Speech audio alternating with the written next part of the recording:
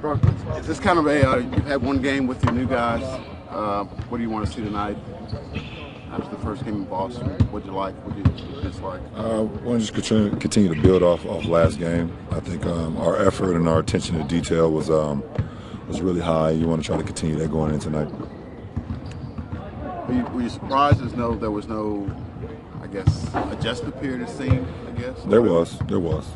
There's going to be an adjustment period, and it's going to take a little bit for us to be clicking on all cylinders. I know we had a really good game in Boston, but there's some things we can work on still, and we're going to have to work on in order for us to be a really, really good team. So, tonight is another opportunity for us to get better. What can they do? I mean, they hammered you pretty good in Cleveland, got some new guys. What can this group do that maybe you couldn't do last time that you're going to have to do better, obviously?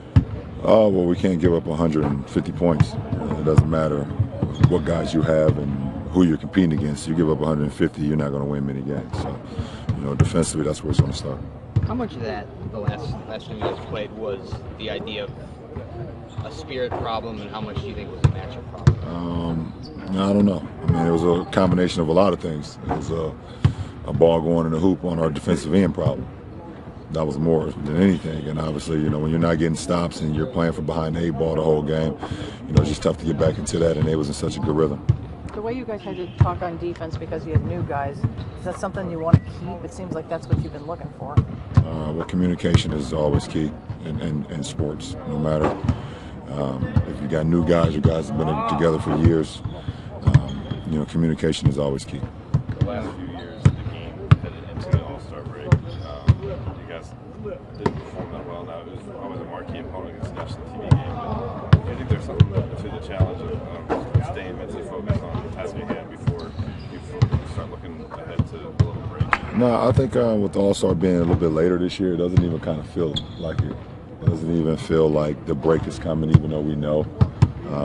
You kind of get to the halfway point in the previous years, and you're like, let's get this thing over with. But right now, I think we're 50+ games into the season, and we're looking forward to this challenge. And with the new guys, they're excited about it. So it should be an exciting game.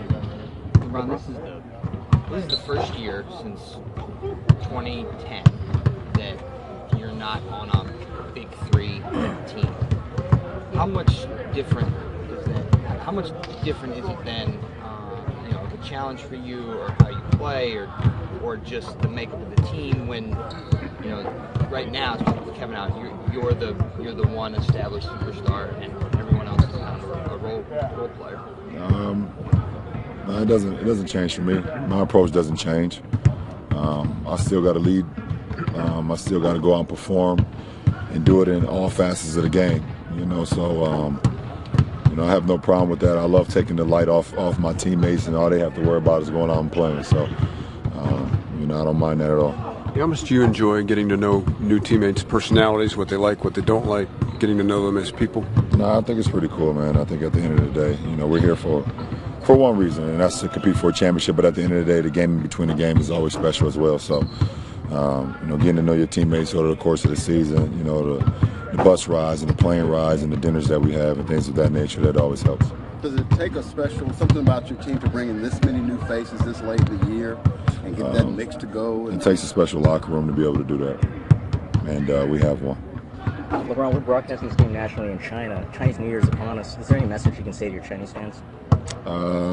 Yeah. I mean, first of all, I spent a lot of time in China, especially in the off season, and it's always great when they get an opportunity to see our games live. They support the NBA so much, and I definitely respect that, and looking forward to getting back out there at some point. As a local guy here in Trae Young's going to have to make a decision to go pro. What decision? That ain't no decision. That's like saying my waking up this morning. That ain't no decision. Okay. Brushing my teeth ain't no decision. You better go pro. Well, let me ask you this: what's he facing then to make that jump? You were from high school. He's played one of your college. What's the biggest adjustment he'll have to make? How much money he gonna spend monthly? How much he gonna save?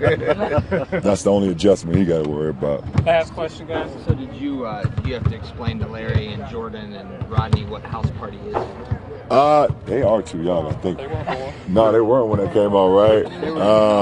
They have no idea. But my man Swish right here know what house party is all about. So, listen, it's fun. It's an honor when I got the opportunity to produce it, reboot the movie. Man, I had so much fun as a kid watching that movie, and when I was growing up as a youngster, I was like, man, I hope I get an opportunity to go to one of these house parties where it's just a bunch of fun, a lot of joking around, a lot of dancing, people just having a good time. So we're gonna have a lot of fun with it. So I maybe even make a cameo in it, but we'll see.